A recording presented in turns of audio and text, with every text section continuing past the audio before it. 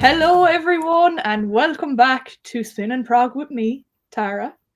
And today I have the fantastic Ian Price, the Prog Frog, who you would have seen in my Whimsical Prog episode. And he is back today to do our top 10 Gentle Giant songs. So, Ian, tell us all about you and your journey with Gentle Giant. Fabulous. Thank you so much for having me back. I loved talking about Whimsical Prog. I hope you all enjoyed our whimsical journey. So Gentle Giant, very interesting. So, back in that episode, actually, I think I mentioned them and Caravan are kind of my seventh best prog band. So obviously you've got your Jethro Tulls and your Pink Floyds and all that stuff. And then just under that is your Gentle Giants and Caravan. And I think for those who haven't experienced Gentle Giant yet, I am so excited for you. Yeah. They are so rich with musical goodness and history and, in a weird sense, personalities and a lot of really good songs. So I only discovered them maybe truly 3 to 5 years ago or something where, I'd heard bits off of Octopus, kind of their greatest album. And then I was like, you know what? I owe it to them to just dig in. And boy, oh boy, when you start scratching that surface, they are, as I say, so rich with goodness. So I'm excited for all of you guys at home who haven't dug into Gentle Giant yet, because they're a gift that keeps giving. Mm-hmm. Now, one thing I always thought about Gentle Giant is that they really are like one of the proggiest of prog bands. And I always thought it was an injustice that they're not in the big six. Yeah, so my ultimate theory on that, and by proggiest, I'm sure you mean the, within a 4-minute song, they flip the script like 5 times. They'll hit jazz, they'll hit medieval music, they'll hit classical, boom, boom, boom, your head's spinning. And I think that's the problem, is that your head's spinning. I suppose the accessibility of Gentle Giant isn't as easy as some other bands.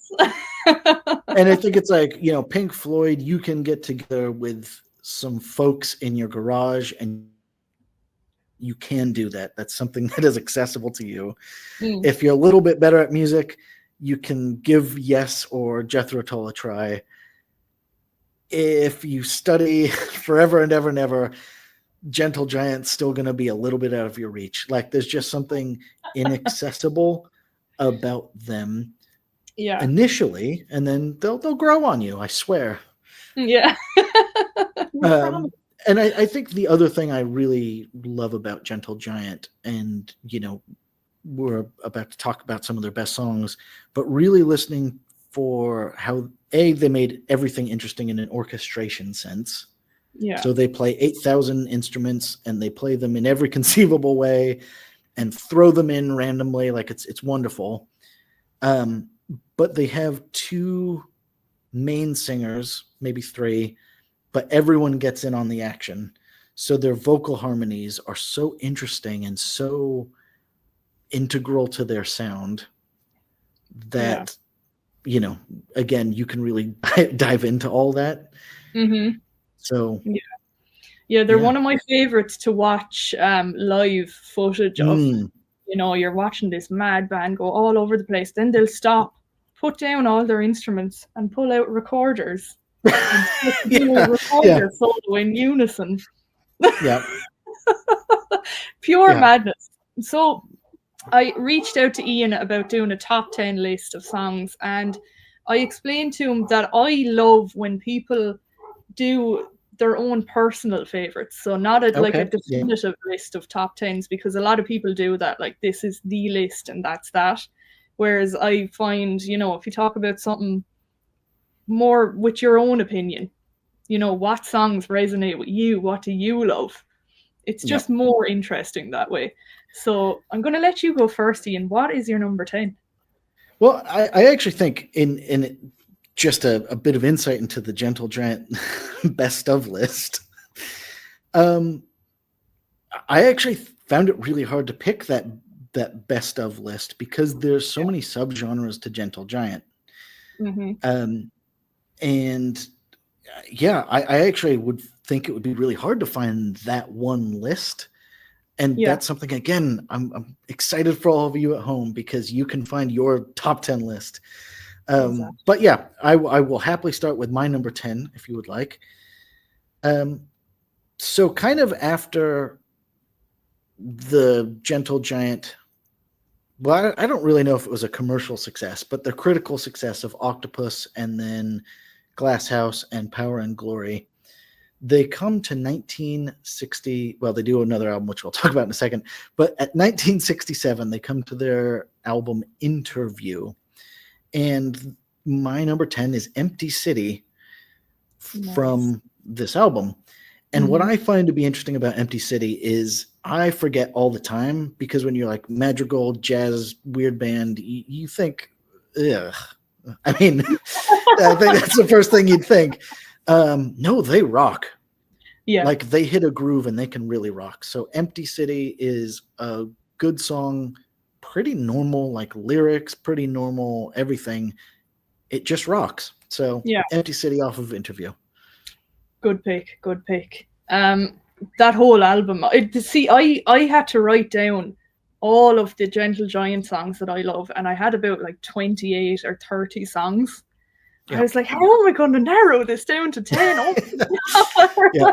I had to sit here for hours trying to make myself do the top 10 list. It was very difficult. So my number 10 is a song that we talked about in our Whimsical episode together, and that is Black Cat from Acquiring the Taste. Yeah, and I'm just gonna, this cover, I love this cover. I think it's brilliant. What is that? Is it an arse? No, it's just a peach.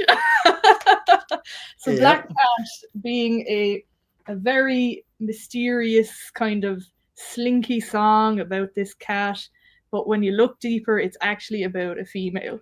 In my opinion, now I could be wrong. But I feel like it's about a female. She's on the hunt. You don't know what she's looking for. But the way they made it sound like this black cat kind of moving around in the shadows, we don't know what it's up to. I think it's brilliant. Not one of their like banging tunes, because they have a lot of those. It's just a very kind of subtle song in Acquiring the Taste. And I think it's a very good one too. So that's my number 10. And I was going to say, I guess building on that with Acquiring the Taste, I think I ultimately had to knock some Acquiring of the Taste out of my top 10 list, surprise. But it's their second album, and it's when you can first hear them really experimenting with genres. Yes, absolutely. And I really love that. And Acquiring the Taste is interesting because they keep one genre per song, really. So Black Cat's a pretty slinky, jazzy song. And they kind of keep it to one genre. So they'll start flipping in a bit. But you can start to hear that experimentation in that second album. And they start strong. So they do. I mean, even on the first album, they started pretty wild. Very strong, straight out the gate. But yeah, Acquiring the Taste, it's very much an experimental one, you're right. So Ian, what's your number 9? My number 9 is No God's a Man off of Power and Glory. So nice. Power and Glory, they hit their critical stride with their fourth album, Octopus. They will lose one of the brothers, so it's a trio of brothers is integral to the band. One of the brothers will leave the band, and they'll kind of relax. I don't know if you can really say that about Gentle Giant, but they'll hit a groove, and you can actually hear that the next two albums, so Glass House and Power and Glory, are relaxed in a Gentle Giant way. And No God's a Man, I think, is great. Beautiful vocal harmonies, and then hits a great groove. And I think the other really good thing about Gentle Giant is they have genuinely good lyrics. Yes, they do. So it's not, like Pink Floyd obviously just has their good old-fashioned Pink Floyd lyrics, nice and easy. Jethro Tull, Genesis are kind of playing with like English doodly-doodly-doo. I think Gentle Giant just has good lyrics, period. Yeah. Like these lyrics could be, by any of the great lyricists of our time, just fantastic. They're just masked by nonsense. Yeah. So if you can get past the pure chaos and focus on the lyrics, they're fantastic. They're good old-fashioned lyrics. Yep. Yeah, absolutely. Good pick. I mean, Power and the Glory overall, what another fantastic masterpiece of an album. Yep. So yeah. My next pick is off of the first album, which we were just chatting about.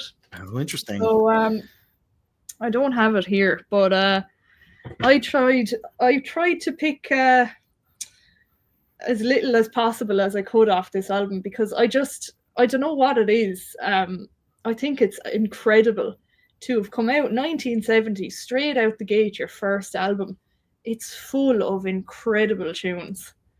And I had to kind of limit myself here now with Giant. So my ninth pick is Nothing at All. Very good. Yep. Going to this lovely kind of ballady song, and this girl who thinks she has everything but finds she's nothing at all. And next thing you know, it starts to build and build, and then into this epic riff, and Derek Shulman starts giving it to you with the vocals. It's epic. It's one of those mini epics, I think. Fantastic tune. And like I said, to have come out straight out the gate on your first album to do something like that is just fantastic. Well, I guess I'll take this time then to drop the Gentle Giant lore, and I love this. So Gentle Giant is the three brothers, Derek, Ray, and Phil Shulman. They are multi-instrumentalists, love everything. They hook up with a guitarist, Gary Green, and the singer, part-time songwriter, everything, and most importantly, medieval enthusiast Carrie Minier, and they'll become Gentle Giant. Before they were Gentle Giant, they had already had a career as the Moles or Simon Dupree, which were just like a British rock band. Yeah. And I think what's really interesting is they tried that and it just didn't really happen. And then they go into the chrysalis and come out, as you say, with the first album, and out the gates, it's like, so we're going to do Prog, huh? Yeah. And they swing for the fences, and I love that. I absolutely love that. So you're right. The great pick. First album, they really already feel like a pretty fully formed band. Yeah, absolutely. Yeah, just mind-blowing. So anyway, let's move on to your eighth pick. So my eighth pick. So after Interview, Gentle Giant would, for reasons known only to them and probably some book that I haven't read, would go off to try and do pop music. So we're now in like 1977 and onwards, where, kind of punk and disco are ascendant. Now, Gentle Giant don't really do that per se, but they really simplify their sound. And unfortunately for me, Carrie Minier, their medieval vocalist, doesn't really sing on the last three albums. So this is the second of the last three, Giant for a Day. And it's a 2-minute song called Friends. And in the Gentle Giant catalog, it's super weird because it's just basically an acoustic guitar, 2-minute beautiful song. And it's sung by their drummer, John Weathers, who is a very serviceable singer. And it shows why their 4, 5, 7, 8-part harmonies or whatever actually really work. Yeah. Because this guy can absolutely sing, and it's just a great, simple song. And I don't know, I think my hottest take possibly, I actually think Gentle Giant really could have done a 1980s Genesis or 1980s Yes thing. They have the vocal power, they have the good songs, but they fold in 1980, and that's that. But the last three albums are fun. One to pick, because I've noticed a lot of people, including myself, actually think that Giant for a Day is a bit of an abomination in the catalogue. Yep. I would totally agree with that feeling. It's weird relative to the rest of their catalog, and I don't think it's the best of like late 70s rock. I guess all I would say, and actually I'm going to put it out to all of your listeners, pop it down in the comments. Do you think there was a chance that Gentle Giant had a chance at a 1980s revival? Because I think they had the raw materials there ready to go. Yeah. Yeah. So anyways, this one song at least is a very fun song. All right. Well, it's interesting that it made it into your top 10. So yeah, that's a good one, actually. Nice one. My next pick is actually a bit of a ballady song as well from 77, but it's from The Missing Piece. And I went for Memories of Old Days. Okay, very nice. A really beautiful song about nostalgia, pretty much looking back on the old days. And, when Stephen Wilson remixed this, I think it was last year, they started bringing out videos for all the songs on The Missing Piece, and it was just this lovely collage of all the guys in the band when they were kids and pictures of them all together. It was really nice because, like some of them aren't with us anymore, unfortunately. And I just think it's a really pretty song. That's the only reason I picked it. No, Gentle Giant, in addition to shocking us with all their rocking, have that ability. They can come down and they can do a ballad. They could do anything, I think. They're just one of those. They can do anything. Yeah. Yeah. They just had the chops for anything they wanted to do. Yeah. All right. So what's your next pick? So the next one was On Reflection. So this is from I've lost count, but their something album, maybe 6th album, Freehand. And one of the crucial elements for me of the Gentle Giant sound is the madrigals. So Carrie Meniere, medieval enthusiast, had this really kind of soft, beautiful bird song-like voice, which sounds, again, straight like he came from like a Tudor court, like it just has an ancient quality to it. Compare and contrast with Derek Schulman, who brings like a oomph, a proper rocking voice. And this song puts them one after another. Like you just hear them side by side. Fantastic. And I think the other thing the song has that you can miss, if you're like, oh, by the way, it's a medieval band, they sing about real stuff. Yeah. So again, this song could have been like like from any kind of classic rocker. It's about interpersonal male-female problems, etc. Like there's that, they'll hit on philosophy over here, literature over there. They hit about very interesting topics. It's not just gnomes.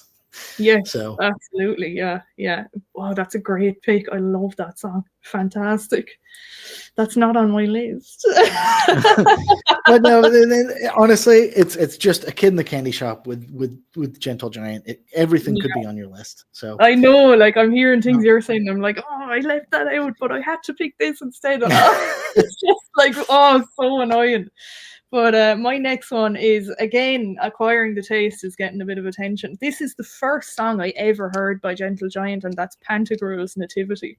Now, the people on my channel know that I am a sucker for Mellotron.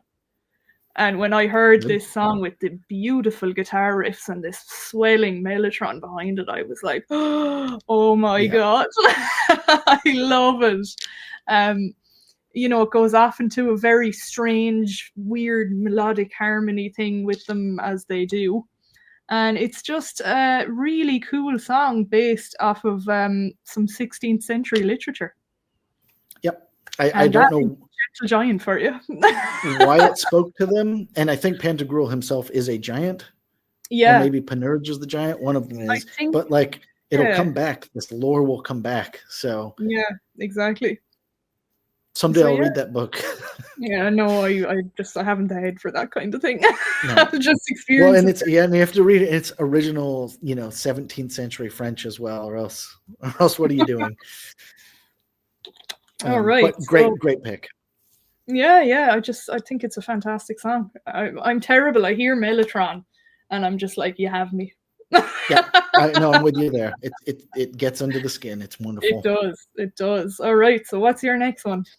So the next one is, and I think this is the first of them, we finally arrive at Octopus. So Octopus is kind of the top of the hill for Gentle Giant.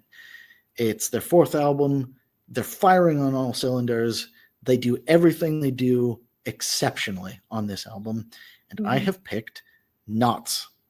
So Knots is probably the biggest sleeper hit in Gentle Giant's catalog, in so much as it was the most annoying song I'd ever heard initially, shot to one of my top Gentle Giant songs upon re-listening.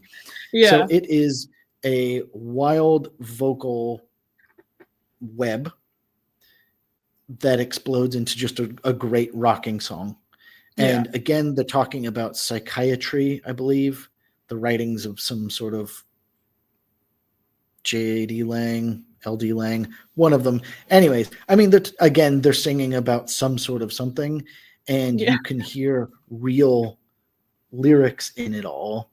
Yeah. Again, you'll miss it, though, for the first time because it's all woven in with nonsense. So this went from, bottom of the Gentle Giant list to, what are we on, number 5 or something right now? So number 6, yeah. Number 6, Knots. There you go. Oh, I'm so glad you picked Knots, because I had to leave that one off as well, and I was like, I know he'll balance us out now by saying it, so it's okay. Yeah. A great tune. Another one it's well worth looking up film of them doing that live. Being able to kind of keep in time with each other while reciting the start of it. It's just mental. Like who else? Only Gentle Giant. Who else? Only Gentle Giant, yeah. Yeah. All right, so my next pick is the title track from Three Friends. And I think this is a fantastic tune. Again, Mellotron, dripping in Mellotron, so it is. Yeah. Just a really nice, playful, joyful song about kind of children playing, and it really ties in with the album so well. But even on its own, I feel like it stands out. I think it's a fantastic one. It's one of those mellow songs you put it on and you're just like, oh, everything is fine. So this is one of the songs I return to most in their entire catalog. And when it was doing with this, I was like, what do I vote with my feet here, vote with my ears, whatever. It's unlike most of their other songs, but it's just /Mellotron going, and then a 4 or 5 part harmony singing a unified line, 2-minute long. And it's weird because it's not too weird. Yes, absolutely. It's catchy as well. Those little very riffs. Catchy. It's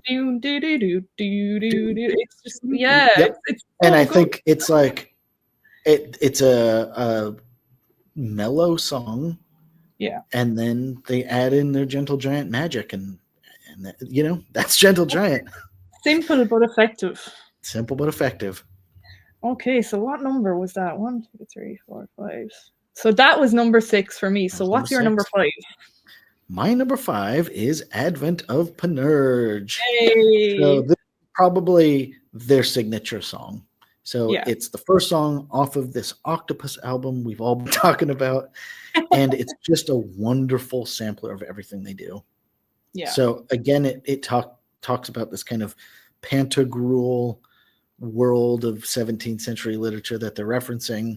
But it has like 8 sections in a 4-minute song, and it has everything. Like it's got the doodly-doo magical stuff, and it's got the rocking, and it's got wonderful instrumental passages. They get everything right with this song. And if I had to give everyone one Gentle Giant song, it would be this song. Yeah. It's definitely the best entry point, I think. Absolutely. It tells you what it is. Great pick. For God's sake, another one I had to leave off. Isn't that scandalous? Thank God Ian is here to balance me out. We're trying. So my next pick is from The Power and the Glory, and I went for Proclamation myself. Oh wow! Okay, yep. I think what a way to start it out. This and it's the way the vocalization is so strange. It's very kind of groovy. And then it just goes into this pure, like, monstrous riff. Yeah. All hail to power and glory. Like, it's Oh yeah. It's one of their songs that just goes all over the map again. And it's incredible. I love it. I love when they do that.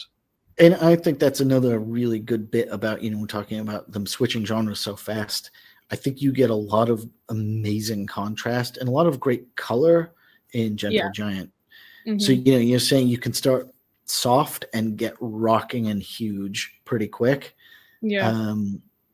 There's something for everyone. Yeah, absolutely. But yeah, that one is insane, which is a word I use with Gentle Giant quite often. On the regular. Yep. All right, Ian, what's your next pick? So the next pick for me was, again off of Octopus, Think of Me with Kindness. So this is yet another kind of easy song. Could be a Beatles song. Like, it's a song kind of about a relationship, I guess. Mm-hmm. Really, really beautiful vocals by Carrie Minier. Again, they're kind of medieval enthused fellow. But they show off all their tricks. And again, this is the trick of Gentle Giant. It's an easy song, great melody, but they hit all the weird things. Yeah.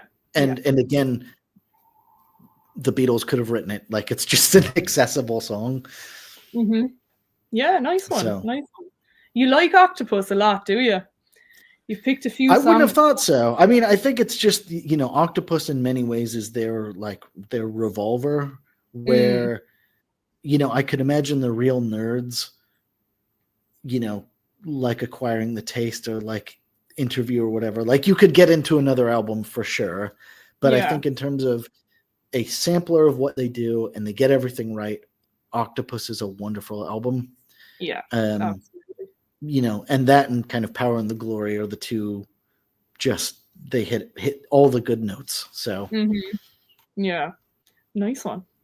All right, well, my next one, speaking of Interview, is the title track from Interview. Oh wow, okay. Now, I love the way this starts out. It's like you can hear the opening riff from backstage. You can hear people talking in the background, and then it just starts into that riff, like like, oh my gosh. Yeah. And it's them doing like a made up interview, pretty much. They're talking about some questions and answers that they would get from the press, with this incredible music going behind them. I think the way Derek put it into vocals on this tune was genius as well. Just perfection. It's just one of those songs that is full of adrenaline for me, actually. Really, really powerful song. Yeah, I was going to say, I actually would ask everyone at home to, if you haven't, revisit Interview, because, I do think Octopus and Power and Glory rightfully get a lot of airtime, and I actually think Acquiring the Taste probably gets a good amount too. I think Interview, it can be a bit uneven sometimes, but actually I think it's a really fun, wonderful album. And my personal take on it, because I was like, what does that do to you to be in the second tier of music for, at this point, seven years? Yeah. What is that like to watch Jethro Tull and, Emerson, Lake and Palmer and whatnot go off to like play stadiums and stuff, and you're just chipping away. And I think Interview, I don't know, but I feel like Interview is them working through that feeling. So the album has a ton of pathos. Yeah. And I will agree with you to revisit it as well, because it took me a few listens to fully understand this one. It's a bit kind of wobbly at some parts, but when you kind of give it a few chances, it's like, hang on a second now, this is a very good one in the catalogue. No, it just takes a minute, like, So we're on the top three now. So there we go. So the top three. So coming in at number 3 is, there should be no surprise here, Aspiration. Excellent.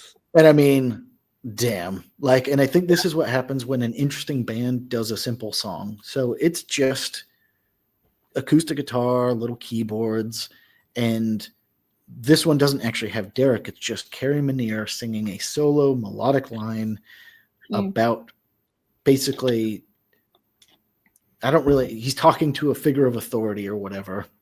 Yeah. And it's haunting. Mm-hmm. They're like, the lyrics are great.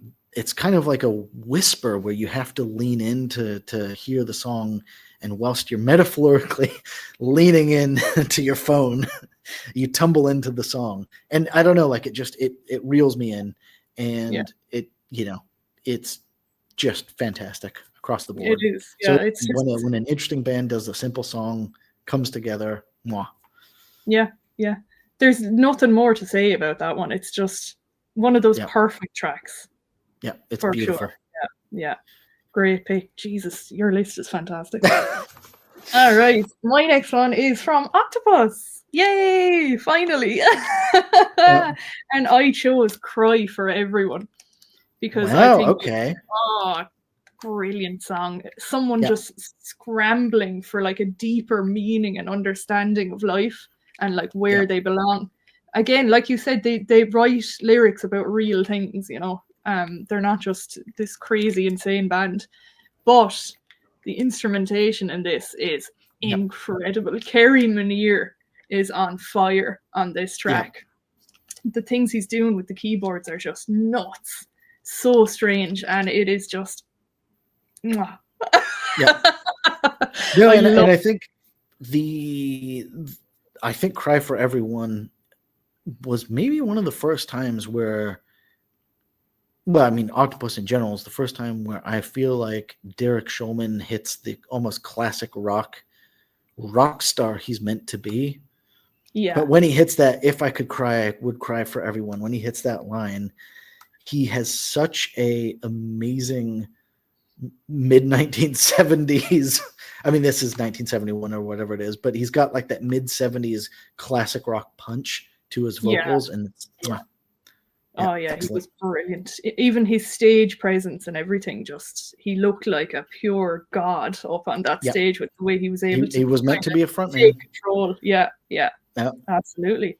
So what's your number two? Number two. So I had to suppress a squeal internally.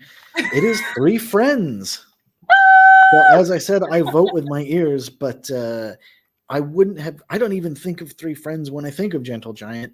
And when I was looking at all the songs, I was like, what's the song I listen to second most of Gentle Giant? And honestly, it's Three Friends.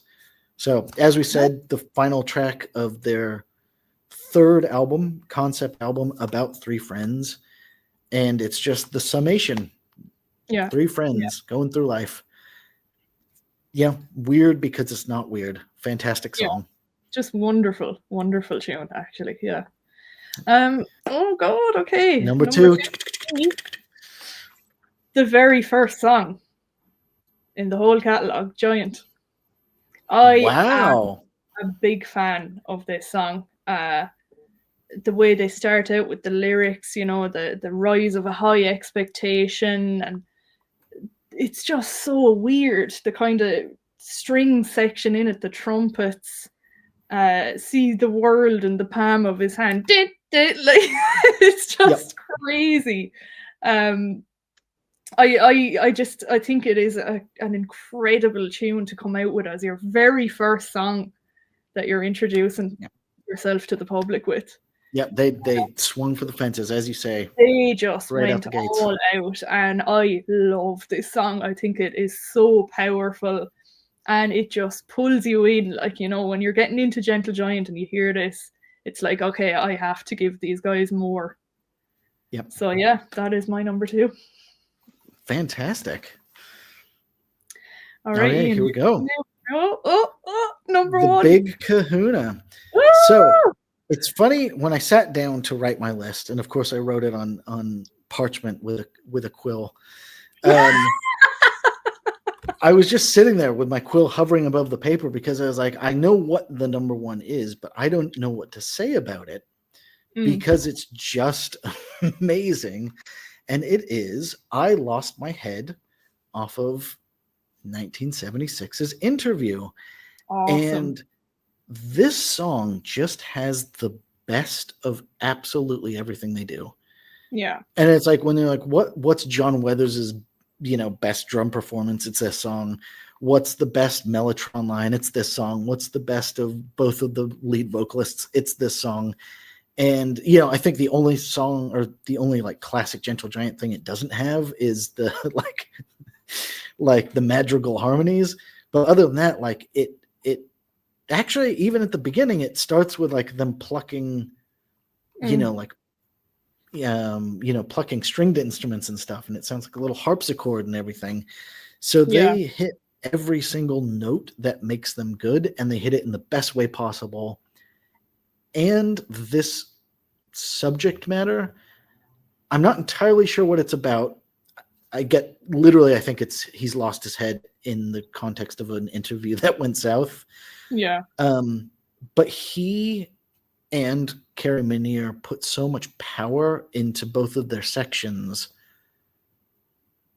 that, I feel the song all the way through, even though I've never lost my head in an interview that went south. So, no, that's a great pick. Absolutely fantastic. And, I'm glad that you really kind of dug deep with yourself and you were like, what is my number one, And that is something I had to do with my number one too. I had to dig very deep for this. I went, what is the one that I listen to all the time? What resonated with me more than anything? And that was the title track from Freehand. Wow, okay. Now, something we always complain about in prog is, we don't really get love songs or, heartbreak songs or anything like that, but we did get Freehand. So if you want something about being freed from a bad relationship, but it sounds so proggy and so unhinged, here ye go. Yeah. I absolutely adored that song. Again, the subject matter resonated with me deeply because I have been through that myself. And I just love the kind of enthusiasm and adrenaline that goes into this, now that my hands are free. I think it is just fantastic. Great song. Yeah. No, there we have it. Yeah. It's a fantastic album too. Like you can hear their freeness, I guess. Like I guess that is what it is. Like you can hear them, they're having fun, and that's nice. Yeah. Absolutely, yeah. Yeah, so there we have it, folks. Me and Ian's top 10 Gentle Giant songs. And make sure you comment your own lists as well. I love it when people do that. I guess one other thing I'd leave you with, something very interesting about our two lists. We only had one overlap. Yes, and I love when that happens because we balanced each other out. And I was going to say, I think that goes to show that Gentle Giant, there's a depth in there that you can just dive into. So I'm excited for all of you at home to dive into that catalog, because there's a song for everyone. Trust me. So true. So Ian, thank you so much again for joining me. Yeah, thank you for having me back. This has been very fun. An absolute pleasure. And again, Ian's podcast will be linked in the description along with his Instagram. So go and check him out and give him a follow. And you will absolutely love what he does because, like I said before in the whimsical episode, he is a fountain of knowledge on prog. You really are. You're brilliant, and I'm honored that you came on the channel and it's been so fun. You to the YouTube realm. Well, hello, YouTube. The vinyl community gets to know the prog finally. So that's it, folks. I hope Ian will join me again in the future for something. I'm sure I'll have some weird idea that I'll have to pitch to him. I'm happy to join anytime, and you will surely hear. But I guess obviously you'll hear you, but they'll hear you on my podcast at some point. We'll cook up a scheme. But anyways, no, thank you so much for having it, and hello to the spinning prog community. Yay! All right, well, don't forget to like and subscribe if you haven't already. And like I said before, go and check out Ian and everything he does. And I will see you all in the next one. Bye.